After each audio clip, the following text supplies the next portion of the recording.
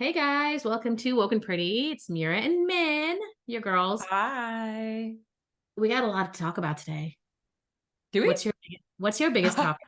Okay, I went to dinner with a girlfriend last night and I'm very happy for her. And we talked that she's okay with me sharing this story. Anyways, I went to dinner with a girlfriend last night. She's about to move in with her man. He's been separate, he's now divorced, and he left the marital home, but the marital home is they couldn't decide if they were gonna split it, if he was gonna buy her out, if she was gonna buy him out. Whatever. Anyways, he's going to buy her, the ex-wife, out. And now he's moving back into his quote unquote marital home. And they are at the point where they're like, so what are we thinking? Is this long term? And he's like, I'd like you to move in. What? Wait. So he asked her to move into the home that he lived with his wife because she bought him out, but he wants that home. He bought her out, sorry. But now he wants his new boo to move in to that same home. Ooh, interesting. Okay. So she's okay, listen, I love him. Obviously, I want to move in with him and take the next step in our relationship. But she's like, am I being mean or am I being a little selfish in not wanting to move into the bedroom where their marriage fell apart? Okay. I have thoughts. I knew you would. I honestly, I was talking to her about this last night and I was like, I'm totally using that. Podcast episode because okay, I'm gonna say what I think. You're gonna say okay. what you think, and I want to hear what she thinks. How about that? Okay, so I think it has nothing to do about the marriage falling apart.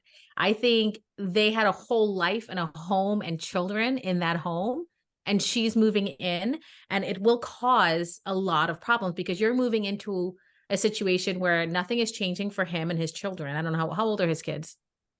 The baby is 6. Baby. Okay, yeah. So they're coming back into this home, and she will be viewed as a replacement when they come to this home.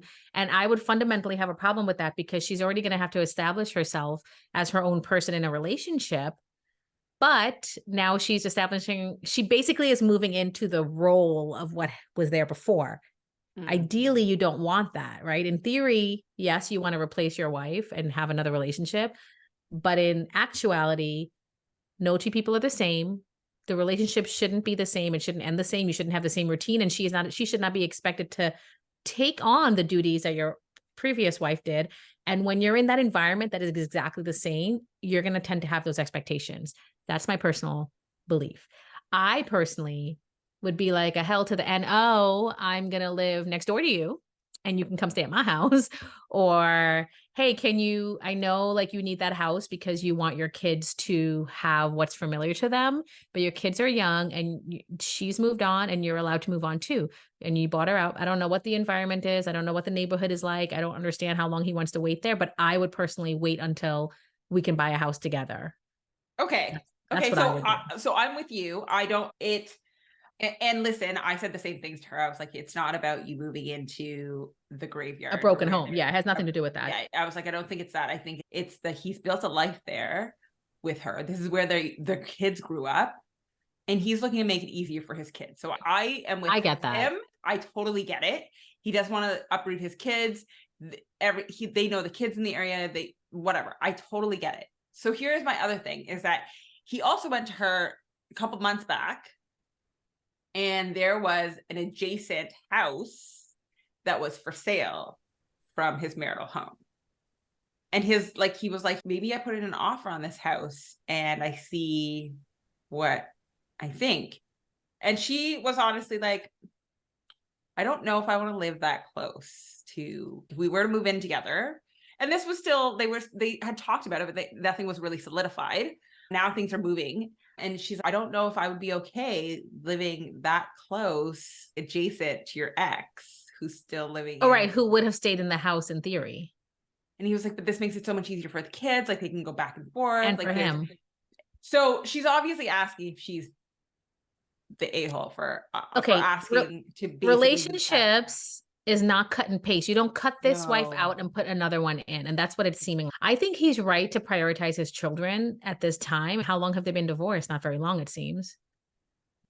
A year and a bit. Right. He's going to do everything he can for his children. Maybe the adjacent house was just too close, but now that the wife has moved out, right? Maybe a year from now, he'll feel differently because he's going to prioritize his relationship with her or something like that.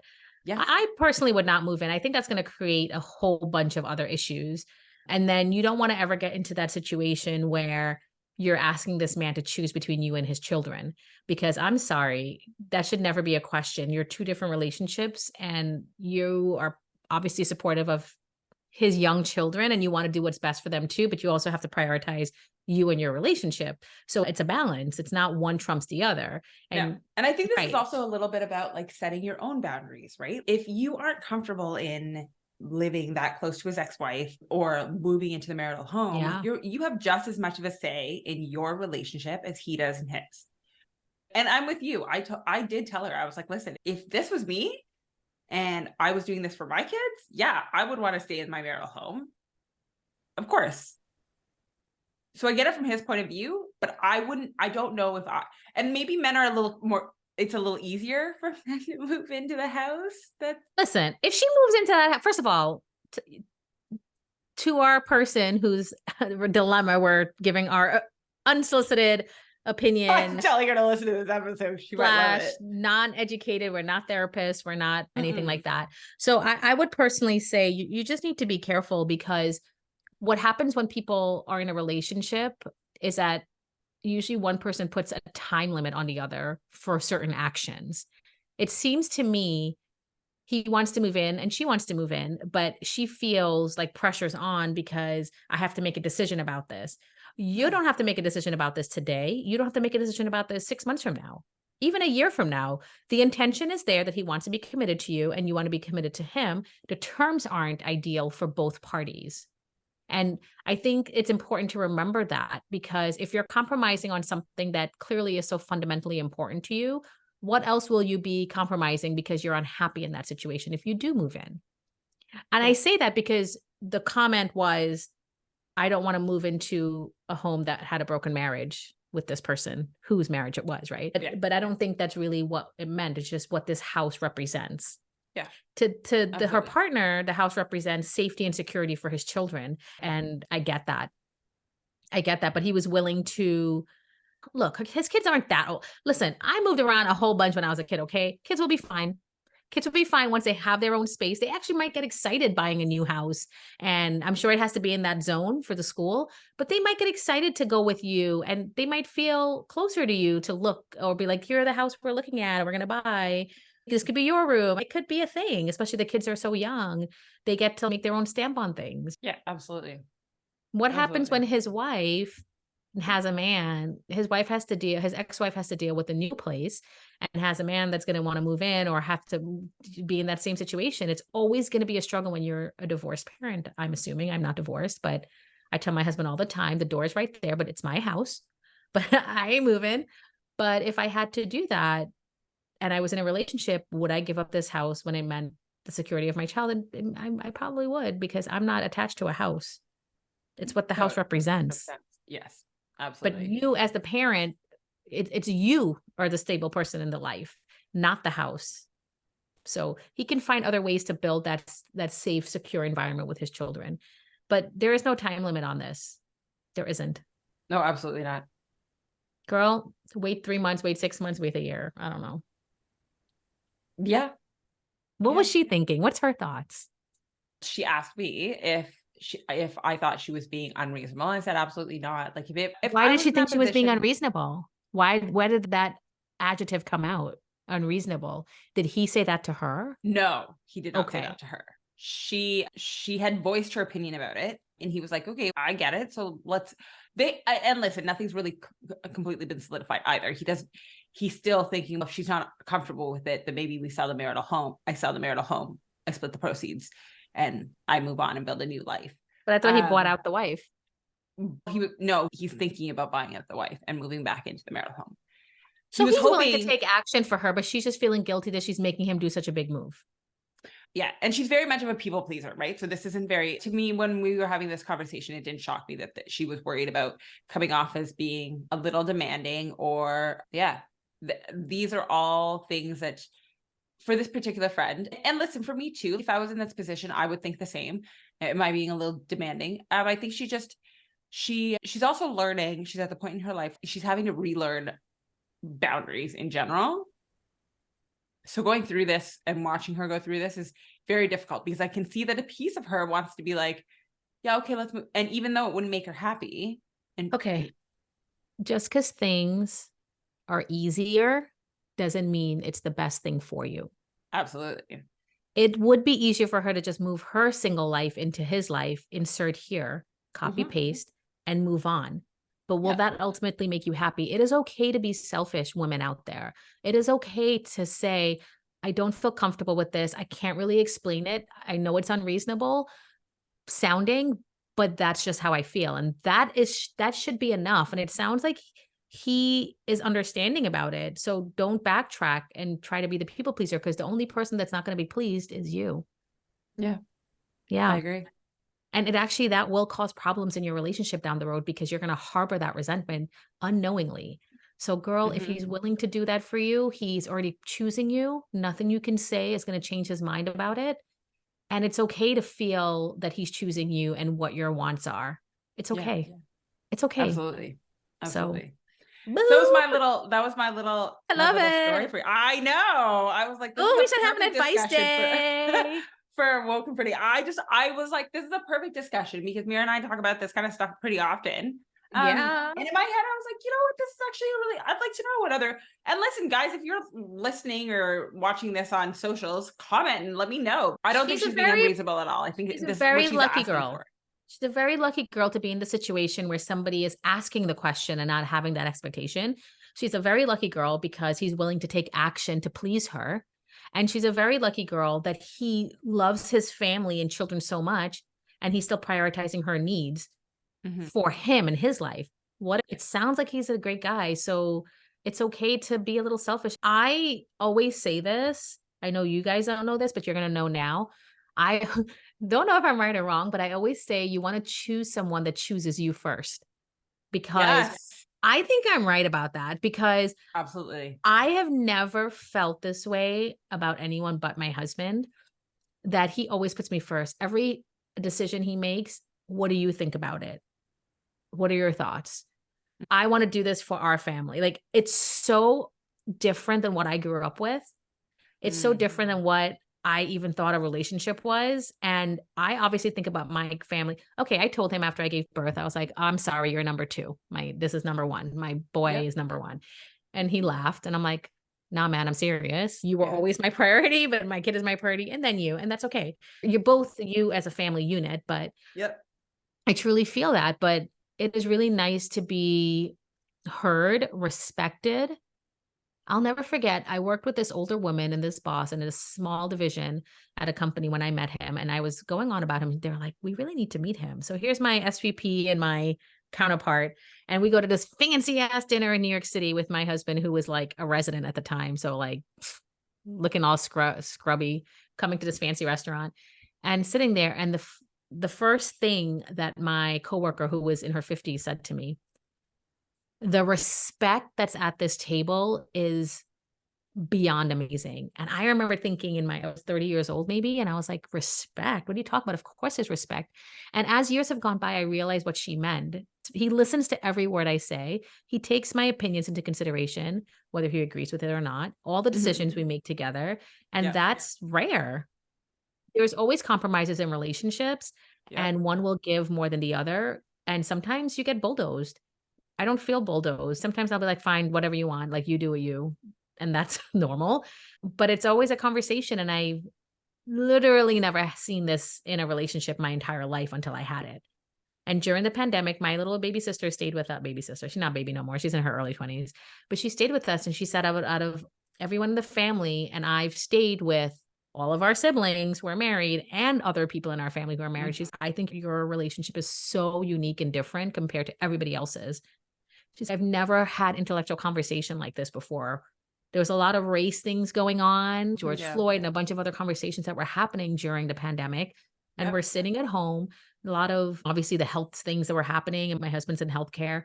So the conversations that we would have, I would be heard, he would be heard, I would ask questions, he would give the answers and vice versa. And it was a conversation that we included her in. And I think she felt respected and grown up. But in our family, they don't do that to us. It's more of a dictate. It's more of a, you do, this is what we do. Why are you doing that? The conversation doesn't get beyond a certain point. And it was very refreshing to her. Girl, it's okay to be heard. It's okay to get the respect. Sounds like a great guy. Hopefully I'm right.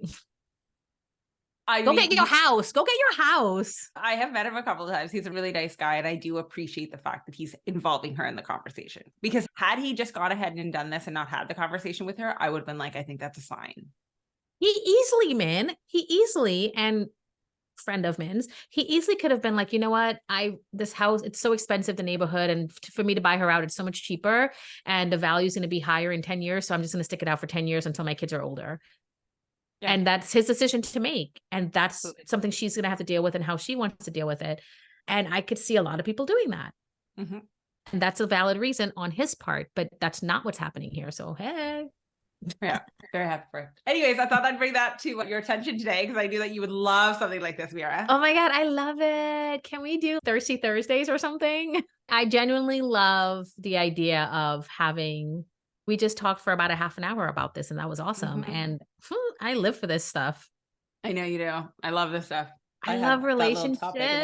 I was actually talking about a friend today, and I don't want to really get into the details, with my sister. And I was like, if I never wanted to be married, have kids, live in the burbs, it just was never in my mind. I never thought that would be where I would end up. And that's where I am. And I actually have a friend, and she has always wanted it, and she has none of it. And I think there's a little bit of jealousy, envy sometimes that presents itself, but it's not enough where the treatment's different, or when we hang, we don't love each other. It's not in that way because we're far enough. So I was talking about it, and I was talking about in New York City, there's a lot of single women. And as they get older, it's harder, and you do have to change your standards almost. And we talked about this recently in our podcast about standards. And I said to my older sister, I said, I don't know where I would have been if I hadn't made that decision that I wanted to be in a relationship and I wanted to meet somebody. And then I started dating. She said, no, you always were dating, but when you made that decision, it was with a different lens that you were looking at people. Truth. And she's like, you obviously met him and it was fine. But and I said, if I hadn't met him or hadn't given him the chance or hadn't sacrificed timing with him, because it was very difficult at the beginning with our timing because of his work schedule changed every 2 weeks. Where would I be? Would I be single in New York City as well, compared to like a lot of my friends? And she was like, I don't think you would have been, because you always knew that you had to be adaptable. And you were looking at things in a different way. It wasn't just, oh, I want to be so attracted and so this and have this forever and be so enamored. She was like, you were actually thinking about things like, oh, he'd be a good dad.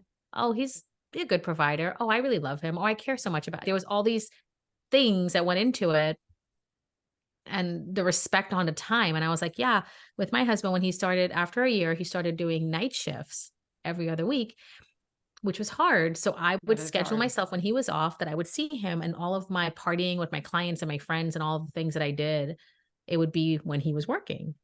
So I would see him every other week. And I was like, the one thing, even when we moved in together, when he had that schedule, when I would come home 2 o'clock, 3 o'clock in the morning in the burbs, I never had any comments or why were you so late or what'd you do? Who were you ever?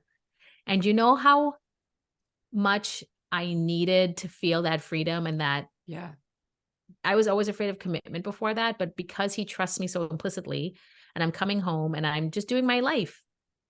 And then he's also my life, but I don't have to compromise that life. And obviously I've gotten older and I got over it. I have kids, whatever, like you change, but I had to do that to build my career. And he never once said anything bad about any of it. I came home drunk and now the next day I have to get up and go to work. Like never. But that's a hard thing to keep your mouth shut. That is a really, for some men, it can be very, very difficult to keep your mouth shut about it. And it's obviously, especially when they're not part of it, The other thing too, is that, and I think I said the operative words here, and I'll keep saying this again, just your age doesn't make you a man. It's your behavior that makes you a man. And I definitely feel like our male counterparts who, and correction, and female counterparts as well, who act jealous, that is a juvenile behavior. And if you don't investigate as to why you are jealous, whether it's a other women, men, other relationships, then you will never understand you as a person and you will never grow as a person. Yes, absolutely. So I love that he was actually a man in this situation and was like, I trust her. I know what I'm going home to. She knows what she's going home to. And I don't need to worry about her. Oh, yeah. We've never had trust issues. That's amazing. And that's great. I just really feel, honestly, the respect, the trust, the admiration, you're this and I'm this and it works and this is your expertise and this is my expertise. I think we just have a really great partnership. I truly believe that. And I see things when I look at divorces and things like that, I get really sad for people. But then I'm like, a lot of it comes down to very trivial things, especially in the media, right? Like that we hear about, right? We don't really know what's going on. Every relationship's different. But when I hear things like the cheating or the lying or money, and I'm like, yeah, that really fucking sucks. But to get up to that point, unless you were completely blindsided, were there not signs that you saw? Were there things that you were working through? Were there, I don't know. It's just hard to blend your life with someone unless their morals and values are the same as yours. So And to believe that they believe that too. Oh, absolutely. So coming from a woman who's been cheated on a lot.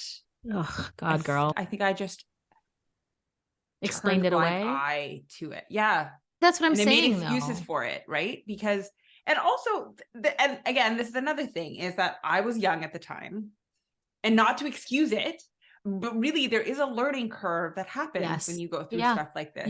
And I had, and you know a little bit about my story, and we've talked about this on the podcast, but I had a really rough childhood, and I didn't have a male figure to look up to. I didn't have that dad figure. So I looked for it in other ways. Any small attention was still attention. I get Even if it was bad, right? Bad attention is still attention. So my mind couldn't really grasp my head around it. Now, as an older person, I look back at those and I'm like, oh, a part of me wishes I hadn't gone through some of those hard times. But then the other part of me is I now know things that I won't put up with. Yeah, but you learned from them. Yes. But those were hard lessons to learn. So you knew, you were smart enough to know these are the ones that I'm committing to, like fully, in a way that I can't take back. Yeah. I was going to say something and then it's going to bite me in the ass one day, but that's okay.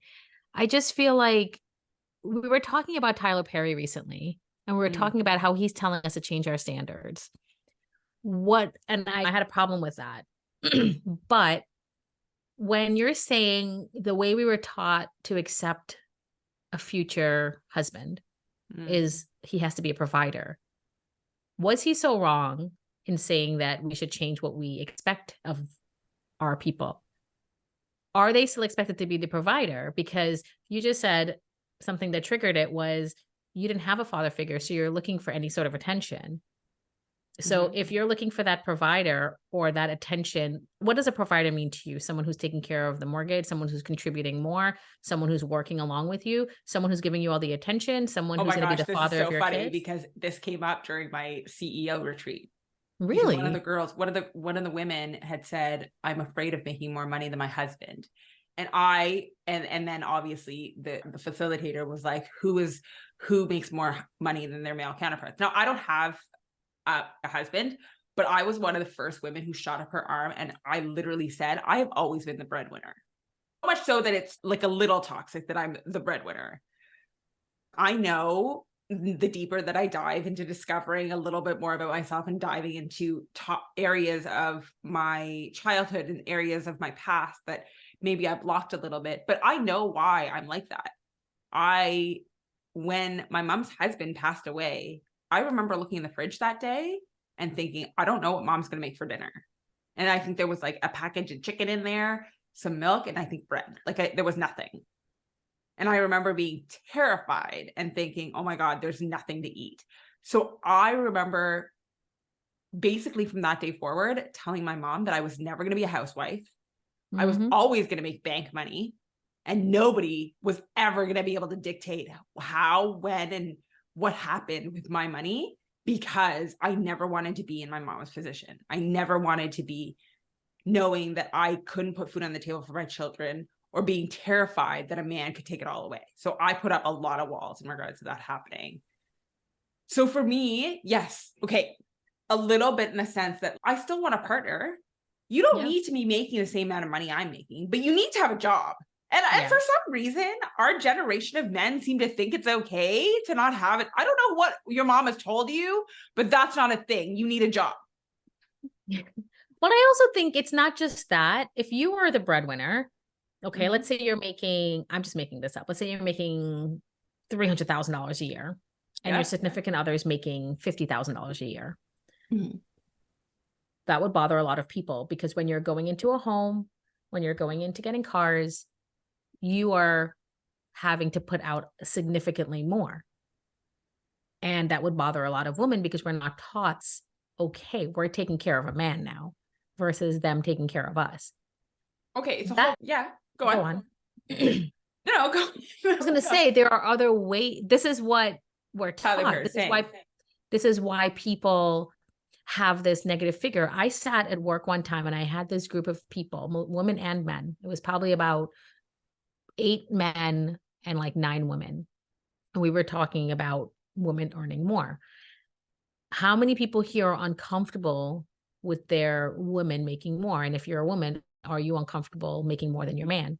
And it was funny, the reactions. Gen Z, there was one guy, he's like, what? I would love it. I would be a stay-at-home dad all day long. I get to play with my kids and raise my kids. I want that.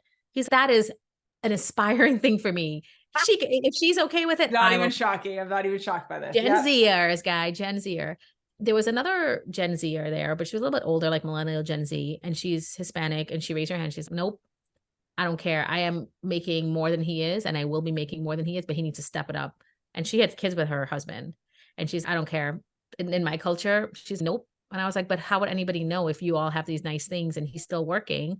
How would anybody care or know? She goes, but I know. And he needs to be better than me when it comes to earning. And I was like, how interesting. The guy that raised his hand, by the way, the other guy that raised his hand, I didn't know how old he was. Legit thought he was like maybe 28. The guy's like in his 50s.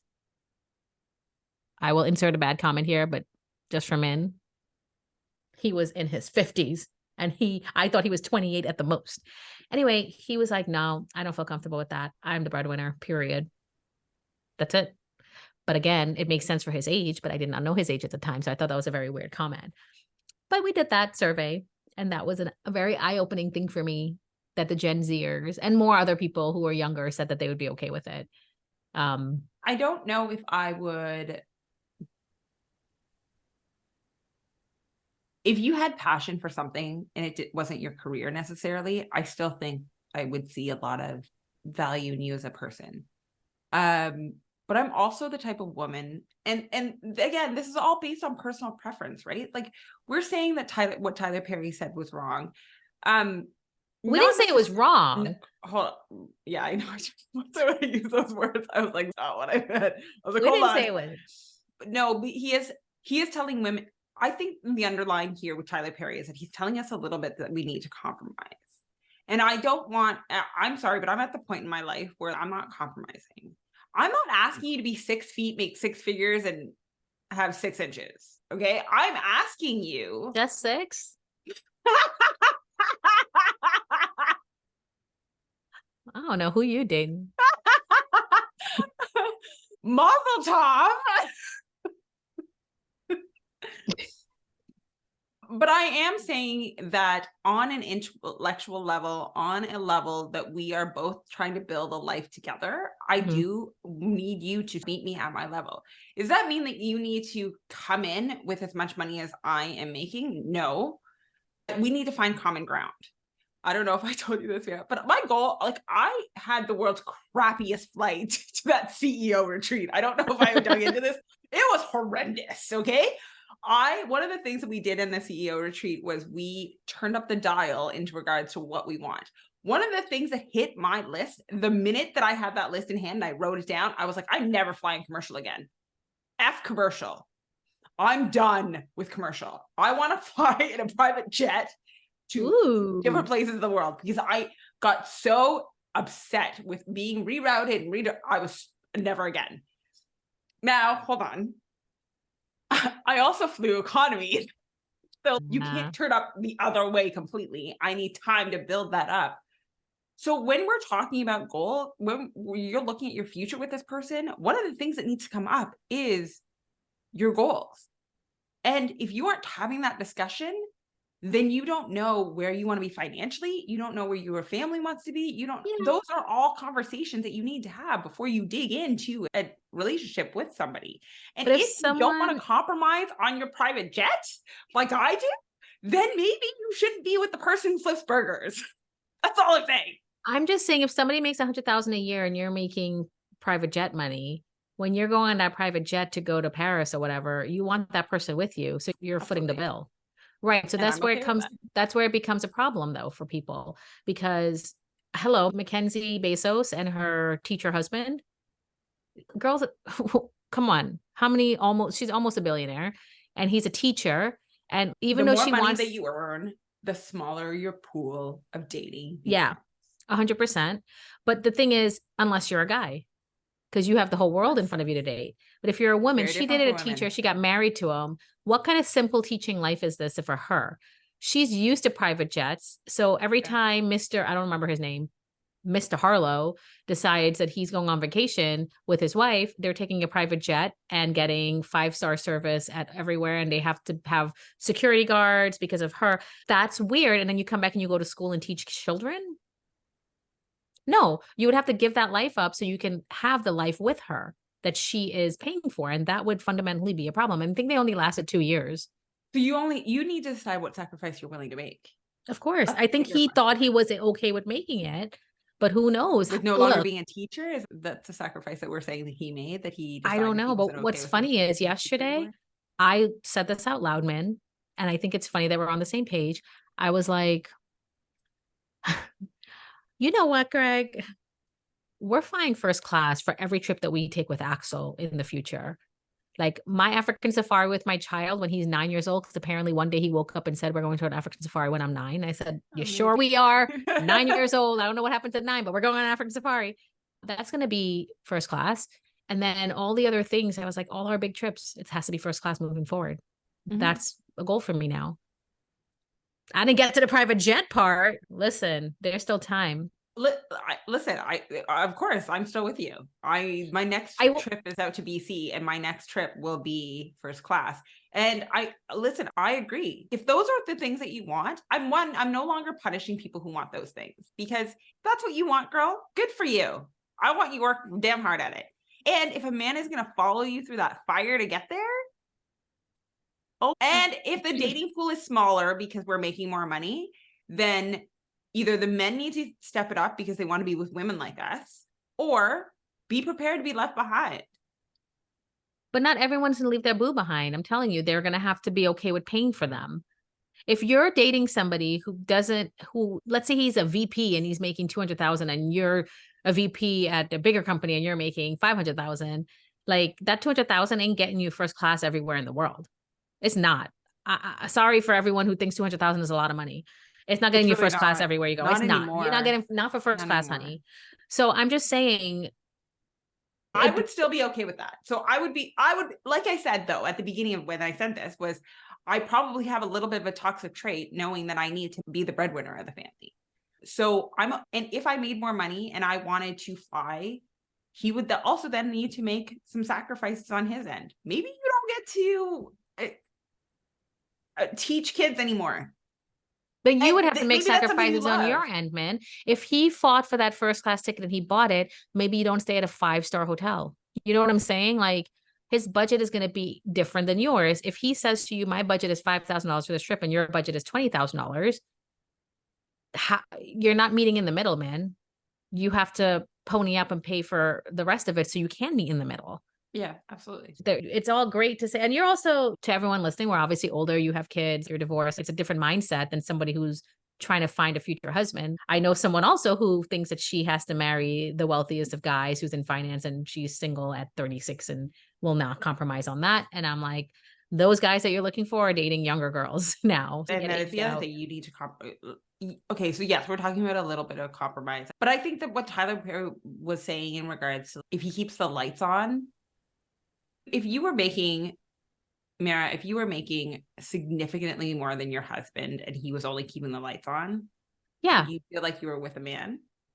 I think I On a would feel straight- like it depends. If I'm CEO of Pepsi and I got married to the janitor at Pepsi, like I'd feel a certain way because I'm like, I feel like I can fund your life. I would rather you be served taking care of my children so I can. And actually, I think, wow, I'm ringing a bell. The CEO of Pepsi, I think she did have to have her husband. She was an Indian woman, and she had to have her husband, ex CEO, sorry, had to have her husband take a step back. And in Indian culture, that was a big deal, but it had to have happened so she can be at that high level to be the CEO, the global CEO of such a huge company. And he had to take the step back. Maybe it was the CEO of Coca-Cola. I don't remember, guys. Don't come here for the news either. But he had to, despite their culture, take the step back and be a dad and support her so their kids can have a parent figure all the time. And that is completely okay because they were okay with it. The world wasn't okay with it, but they were okay with it. Well, I think that's a good place for us to stop here. So we're going to pick up this conversation. We love hearing your questions and we're here for your advice. It's solicited if you ask us, but we're no experts. We're just giving you our experience, whether you like it or not. So be good. Go subscribe to our podcast and please share it with everyone. And get on YouTube and look at our pretty woke and pretty faces. Come on, guys. We need you to look at us on YouTube. We need you to subscribe to everything that we have because we're awesome. So talk to you tomorrow. Agreed. Bye.